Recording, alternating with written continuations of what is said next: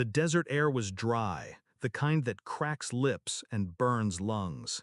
Iraq at midnight carried no silence, only distant gunfire and the hum of generators. I was scrubbing blood from a knife when the sheriff's message came through. A video, grainy, shaking.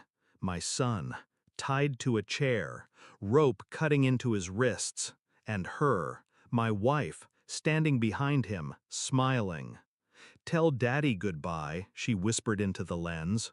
Her voice was playful, cruel.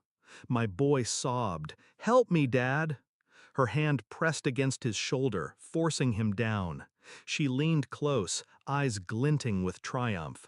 "Stay where you are, or he won't see the next sunrise." The video ended. The screen went black. Seconds later, her text came, cold, precise. "You're just a chef in the military, nothing more." They thought they knew me. They thought wrong. I sat motionless, the desert wind scraping against the walls of the barracks. My brothers in arms played cards nearby, unaware my entire world had just collapsed into a single black hole of betrayal. A wife who smiled while our son cried. A sheriff who delivered threats instead of protection. A family I thought was mine, revealed as performance. I rewound the video, again, again. Each second etched into me like a blade carving bone. Her smile wasn't nervous, it wasn't desperate, it was deliberate, calculated. The smile of a woman who had rehearsed this. The sheriff's voice in the background confirmed it. They were together in this. My wife and the law.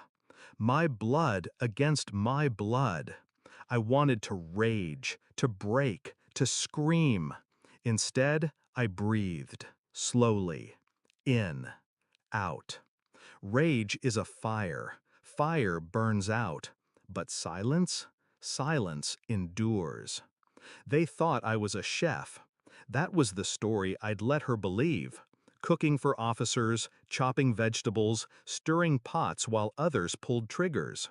She never knew about the second life, the clearances, the training, the operations executed in shadows where no cameras lived. If betrayal is a game, then patience is the weapon. I traced her calls, every number she dialed in the weeks before my deployment. Bank accounts, withdrawals, quiet transfers to an account that wasn't ours, his, the sheriff's. I sent quiet requests to a friend in Signals. A packet of data arrived within hours, emails, images, logs. There he was, the sheriff, the man who sat across from me at barbecues, who toasted beers with me while his hand brushed too close to hers. The affair wasn't new, it was old, rotting, years deep. And now, with me thousands of miles away, they no longer cared to hide. The boy was leverage, insurance. Remove the father, claim the child, and the money followed. They underestimated me. They always had. The confirmation came not in words, but in silence. A camera feed hacked from a traffic cam outside my home. I saw them, together, her and the sheriff, hand in hand. My son between them, tugged along like cargo. The image froze, his face confused, scared. I stared until my eyes blurred, until the desert sun rose, burning sand into glass. When my deployment ended, I returned without ceremony. No welcome, no fanfare. They thought I'd stay in the shadows, obedient. Instead, I arrived at the house unannounced, not to shout, not to fight, to confirm. She opened the door, shock flickering across her face before she buried it under that same calculated smile. "You're early," she said. I said nothing. I just handed her a folder. Inside, the bank statements, the photos, the transcripts. Proof of her betrayal. Her lips trembled. She tried to form words. None came. The sheriff appeared behind her, his uniform polished, his grin rehearsed. "You shouldn't be here," he muttered. I looked at him, just looked, long enough for him to feel what I'd brought back from the desert. Then I spoke. "You both thought I was a chef." They froze. I cooked, yes, meals for men who kill.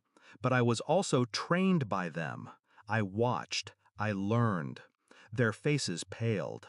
I stepped past her, knelt before my son. His eyes welled with tears, but I steadied him with a hand on his shoulder. Calm, certain. "Pack your things," I told him softly. Neither of them moved to stop me. They couldn't.